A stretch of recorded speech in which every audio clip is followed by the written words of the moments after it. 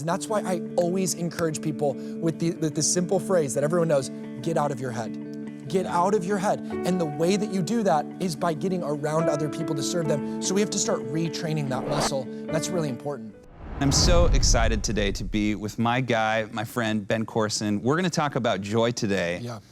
And I really wanna talk about the importance of joy and how it affects all the other aspects of your life. Yeah. Like all of us wanna have a joyful life, but joy really has a big impact on, your love. It has a big impact on your friendships. It has a big impact on your business. It has a big impact on everything, right? Yeah.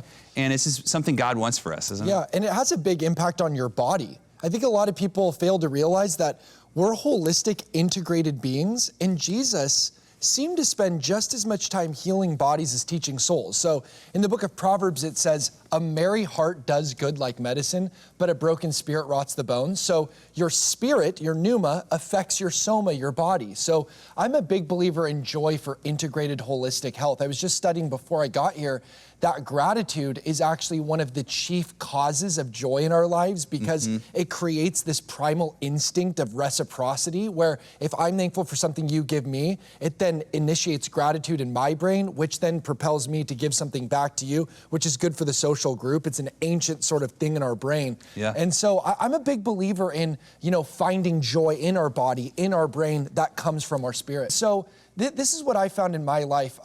Right now, I'm teaching through the book of Philippians at my home church, and my mom reads Philippians every single morning. You can read the whole entire deal? book. Yeah, and she's the most joyful person I've ever met. Yeah. And the book of Philippians is about joy. Yeah. Paul uses the noun joy or its verb cognate, rejoice, some 19 times in 104 verses. So it's all about joy. And my mom reads it every day, most joyful person I've ever met. It takes 15 minutes or less to read Philippians. So you can either get your car insurance changed in 15 minutes or less, or you can read Philippians and get your joy changed. And so that's what I've been meditating on lately. It's almost like she views reading Philippians like I view taking a shower, right? Like 100%. Like it's like almost a hygiene thing. Like it's like I can choose to have these patterns, or some people work out every day or work out many days a week, but most people don't. And so do you actually think, you said she's the most joyful person you know? Most joyful person I've ever met. Do you think it's because she reads Philippians every day? I or do you think think that's it's a bunch piece of the stuff? puzzle. I think that's a piece of the puzzle. I'll tell you what, the book of Philippians is so interesting because it was written in AD 61, 62. Paul was writing from prison, 800 miles away in Rome. And the fascinating thing is Philippi was what was called a Roman colony. So even though it was 800 miles away from Rome, it was nicknamed a Rome away from Rome instead of a home away from home. Yeah. And what it was is it was there to spread Roman literature, law, jurisdiction, dance, almost culture. Like a mission kind of. It was, or like an enclave, though it had the mission of really Romanizing Macedonia and the tip of Greece and the culture around it. So Paul was essentially saying in Philippians, you are citizens of heaven. He said, you are citizens of heaven. And he said, you are a colony of heaven. One was a verb, one was a noun. Citizen, colony, noun, verb form. He's saying, you are to heavenize the world. So just as the colony of Philippi was there to Romanize the world, Paul said, well, you're citizens of heaven, so you're in Philippi to heavenize the world around you. And that's why Paul said something fascinating. He said, fulfill my joy by looking out for one another's needs as being more important than your own. He said that in Philippians 2. So Paul actually found joy in seeing people help other people. So this is kind of the cutting edge of my pioneer thought at the moment on joy, is that the most joy is found when you want your joy fulfilled. It's not just in helping people. That's huge. Like people sometimes say, what career path should I take? What vocation decision should I make? Like what should I do with my life? I say, what's the thing that's gonna help you help people the most? So whatever your talent is, what's gonna cause you to help people the most with that talent, go that direction.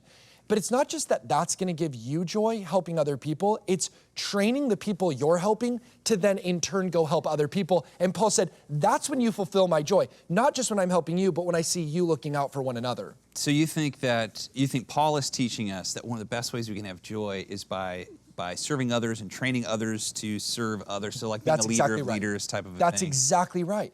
And I've been practicing this a little more, Bobby, because Yeah. I tend to be a selfish person. What? I really do. Me too. We all are. I know, but I tend to really get lost in my own thoughts and lost in my head. And just kind of getting out of your head and saying, what are the needs? Who needs hope? Who can I help? Who's struggling with depression? Helping them, and then training them to also get their own joy by helping others find joy. And it has this domino effect. It's really fun. You have to think of church like a gym, right? If you want to be spiritually healthy, you got to be a part of a church community. Serving, getting out there, making face-to-face things. And what I hear you saying is, we definitely need to be doing these things if we want to be joyful people coming out of all of this. Because we don't long for isolation. The Bible actually aligns synonymously wickedness with living in isolation, which for many years of my life, I was highly introverted. Now I've gone more toward the ambivert, extrovert, but for a while I was... Ambivert is like ambidextrous? You go back and forth. Pitch hitter. Yeah, it's a pinch hitter.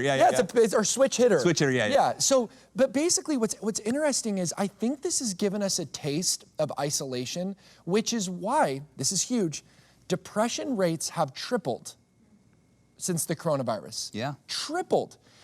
And this is what the federal government found, that loneliness, living in isolation, has the same medical detriments as smoking, get this, 15 cigarettes per day. Wow. So it's the same medical detriments as smoking 15 cigarettes per day. So I think that people living in this isolation, they're getting a taste of the outer darkness. Like as the poet Sylvia Plath said, alone with the alone, drunk as a fetus, sucking at the paps of darkness. She was suicidal. She just felt miserable. I think when you live in your head, that happens. And that's why I always encourage people with the simple phrase that everyone knows, get out of your head. Get out of your head. And the way that you do that is by getting around other people to serve them. So we have to start retraining that muscle, and that's really important. Ben Courson here. Thank you so much for watching my new YouTube channel. Make sure to smash that like and subscribe button, share this video with all your friends, and hit that bell so you're notified every time a new video comes out. May the hope be with you.